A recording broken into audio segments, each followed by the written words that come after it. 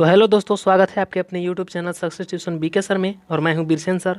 मैं आज आपके लिए लेकर आया हूं क्लास 10th का VVI objective question subject Hindi से। दोस्तों इससे संबंधित दोस्तों हिंदी से जितना भी इम्पोर्टेंट क्वेश्चन है दोस्तों जो बोर्ड एग्जाम में पूछने वाला है उसको आज डिटेल से हल करते हैं। दोस्तों आइए क्वेश्चन को शुरुआत करते हैं। इससे पहले दोस्तों कि यदि मेरे चैनल पे आप नए हैं तो प्लीज़ लाल बटन को दबा करके सब्सक्राइब कर लें, ताकि इस तरह के जब भी मैं वीडियो अपलोड करूं तो सबसे पहले आप तक पहुंचे। दोस्तों आइए बिना देर किए हुए क्वेश्चन को स्टार्ट करते हैं। दोस्तों ये फर्स्ट क्वेश्चन कहता है कि श्रम विभाजन और जाति प्रथा के लेखक कौन हैं। दोस्तों इस तरह के क्वेश्चन आपको आते रहता है, ये बहुत इंपॉर्टेंट क्वेश्चन है। दोस्तों ये श्रम विभाजन और जाति प्रथा के जो लेखक हैं उन्हें भीमराव अंबेडकर को कहा जाता है। दोस्तों ये ऑप्शन नंबर डी में है। दोस्तों इसको टिक आउट कर लेना है, भीमराव अंबेडकर को। आइए आगे क्वेश्चन की बात करते हैं। दोस्तों ये विष के दांत कैसी कहानी है। क्वेश्चन नंबर इस तरह से दोस्तों, ऑप्शन इस तरह से दिया हुआ है। दोस्तों ऑप्शन इसलिए हम नहीं पढ़ रहे हैं कि ये वीडियो लंबा हो जाएगी, इसलिए आइए डायरेक्ट आंसर की बात करते हैं। तो विष के दांत जो है से मनोवैज्ञानिक है। आपको कहीं भी इस तरह के क्वेश्चन मिले कि विष के दांत कैसी कहानी है, मनोवैज्ञानिक कहानी। ये मनोवैज्ञानिक कहानी कैसी होती है, वैसी कहानी होती है जिसमें इस तरह की कहानी दिया हुआ रहता है कि आप दूसरे के मन की बात को जान लेंगे कि वो क्या करने वाला है। तो इस तरह के कहानी को मनोवैज्ञानिक कहानी कहा जाता है। चलिए आगे क्वेश्चन की बात करते हैं। दोस्तों ये आगे क्वेश्चन कहता है कि भारत कहाँ बसती है। ये तो बहुत इम्पोर्टेंट है, कई बार परीक्षा में पूछ दिया गया है। दोस्तों तो मानो भारत का भारत कहाँ बसती है, क्वेश्चन यही है। दोस्तों ये 3 नंबर का हो जाएगा, बी हो जाएगा। दोस्तों ये भारत गांव में बसती है। आप लोग कहानी पढ़े होंगे तो उसमें पता होगा कि भारत कहाँ बसती है, गांव में। दोस्तों ना भी पढ़ें तो 1 नंबर में आपको याद रखना है, क्योंकि 1 नंबर में ही एग्ज़ाम में बहुत ज़्यादा मायने रखता है। दोस्तों 1 नंबर से स्टूडेंट फर्स्ट और सेकंड हो जाता है। आइए क्वेश्चन की बात करते हैं। नेक्स्ट ये अगला क्वेश्चन कहता है कि नाखून क्यों बढ़ते हैं, किस प्रकार का निबंध है। ये जो नाखून क्यों बढ़ते हैं वो किस प्रकार का निबंध है। दोस्तों ये क्वेश्चन नंबर 4 का हो जाएगा, ये ललित हो जाएगा, ललित निबंध है। दोस्तों ललित निबंध पे क्या करना है दोस्तों, सिंपली टिक आउट कर देना है। क्वेश्चन नंबर 4 के ये हो जाएगा दोस्तों ललित, ललित निबंध है। आगे क्वेश्चन की बात करते हैं, गुणाकर मूल्य किस निबंध के रचयिता हैं। ये भी इम्पोर्टेंट क्वेश्चन है। दोस्तों गुणाकर मूल्य किस निबंध के रचयिता हैं, तो आपको ध्यान देना होगा। ऑप्शन नंबर इस तरह के कुछ दिया हुआ है। दोस्तों आपका ऑप्शन नंबर हो जाएगा नागरी लिपि।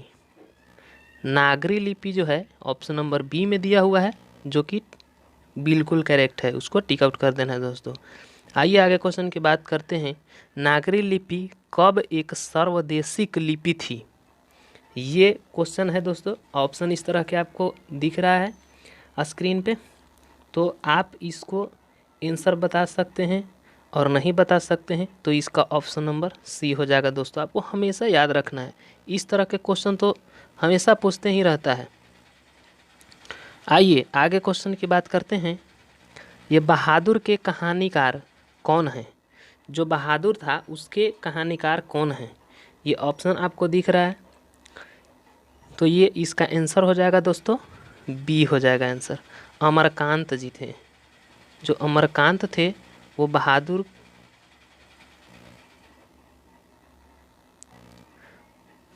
कहानी के कौन थे, कहानीकार थे, तो अमरकांत थे। दोस्तों आइए आगे क्वेश्चन की बात करते हैं।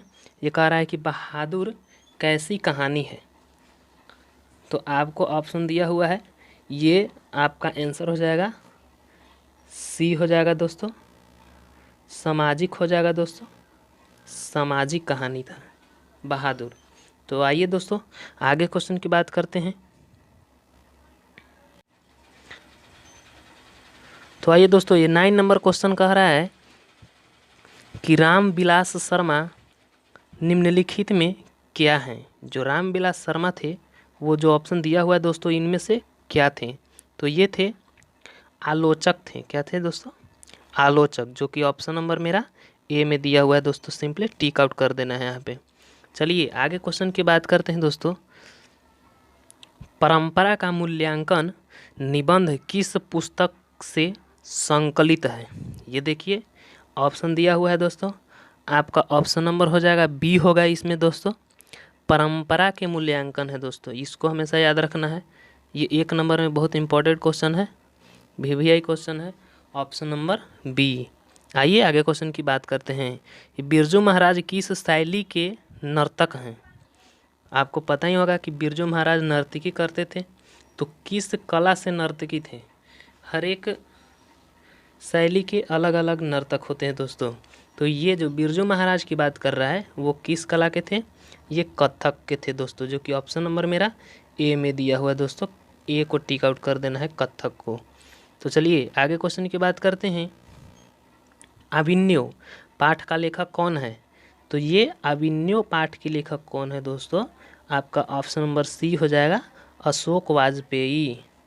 आपको लेखक तो हमेशा एग्जाम में पूछता है दोस्तों, ये लेखक तो आपको याद ही करना होगा, और क्या कर सकते हैं, इसको तो याद किए बिना कुछ हो नहीं सकता है।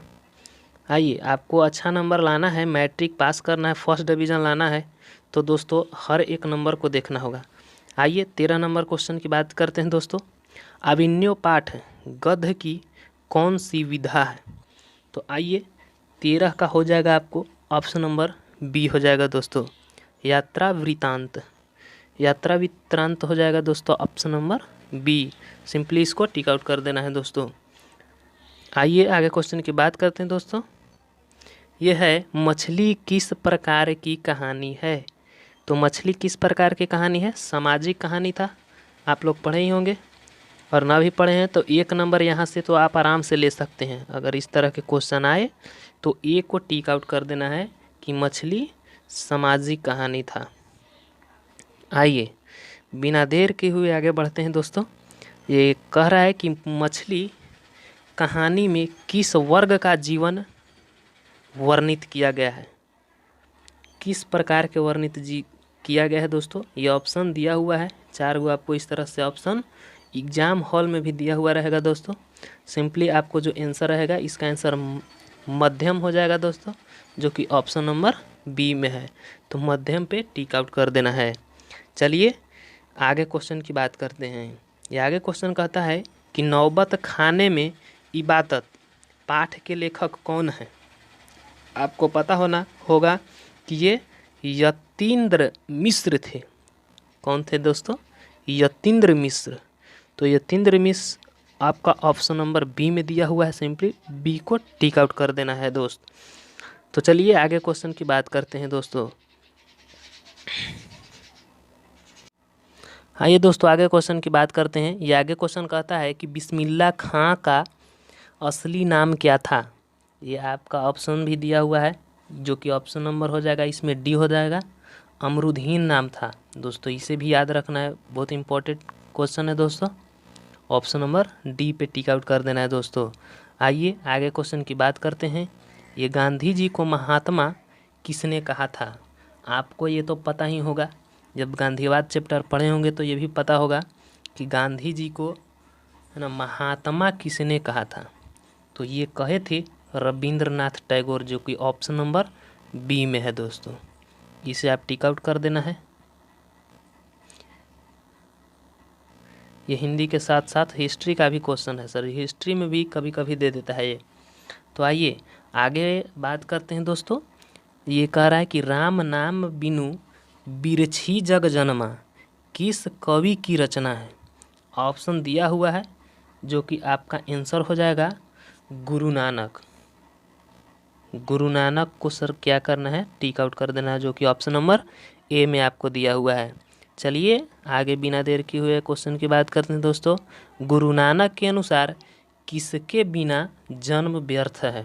जब गुरु नानक ने क्या कहे थे, किसके बिना जीवन व्यर्थ है? आपका ऑप्शन इस तरह से दिया हुआ है दोस्तों, जो कि आंसर हो जाएगा आपको राम के नाम बिना, राम के नाम। इसलिए अपने जीवन में श्री राम को तो हमेशा अपने दिल में बसाए रखना है ना, गुरु नानक जी के अनुसार। चलिए आइए आगे क्वेश्चन की बात करते हैं। ब्रह्मा के निवास कहाँ होता है? ब्रह्मा जो होते हैं, भगवान होते हैं, उनका निवास कहाँ होता है? आपको पता होना चाहिए कि ये काम क्रोधहीन व्यक्ति में होता है दोस्तों, जो कि काम को क्या करते हैं, क्रोधहीन है, क्रोध नहीं करते हैं, क्रोध नहीं करना चाहिए। और ब्रह्म उसी के शरीर में वास करते हैं दोस्तों, जो कि ऑप्शन नंबर बी में हो जाएगा। काम क्रोधहीन व्यक्ति में ब्रह्मा जी निवास करते हैं। तो दोस्तों आगे आइए क्वेश्चन की बात करते हैं। ये कह रहा है कि रसखान किस काल के कवि थे? रसखान जो थे कि किस कवि के काल के थे कवि? तो ये हो जाएगा आपको रीति काल के थे, रीति काल के कवि थे, जो ऑप्शन नंबर ए में दिया हुआ है दोस्तों। ए को टिक आउट कर देना है। आइए आगे क्वेश्चन की बात करते हैं। रसखान के चितचोर कौन है? रसखान के चितचोर हो जाएगा दोस्तों कामदेव, कामदेव जो कि ऑप्शन नंबर सी में है दोस्तों। सिंपली टिक आउट कर देना है इसे। आइए आगे क्वेश्चन की बात करते हैं। ये कह रहा है कि अति सुधो श्रोह को मार्ग शीर्षक सोया किसकी रचना है? जो कि ये हो जाएगा दोस्तों गुरु नानक जी के, गुरु नानक जी हो जाएंगे इसमें, गुरु नानक जी जो ऑप्शन नंबर सी में दिया हुआ है। आइए आगे क्वेश्चन की बात करते हैं। तो आज के ये लास्ट क्वेश्चन है दोस्तों। तो ये लास्ट क्वेश्चन की बात करते हैं दोस्तों। ये कह रहा है कि कवि प्रेमधन के अनुसार भारत में आज कौन सी वस्तु दिखाई, आगे थोड़ा सा दोस्तों ऐसी हो रहा है, प्रॉब्लम हो गया है यहाँ पे है आपको नहीं दिखाई पड़ती है। क्वेश्चन को फिर से पढ़ लेते हैं दोस्तों, ट्राई कर लेते हैं एक बार फिर।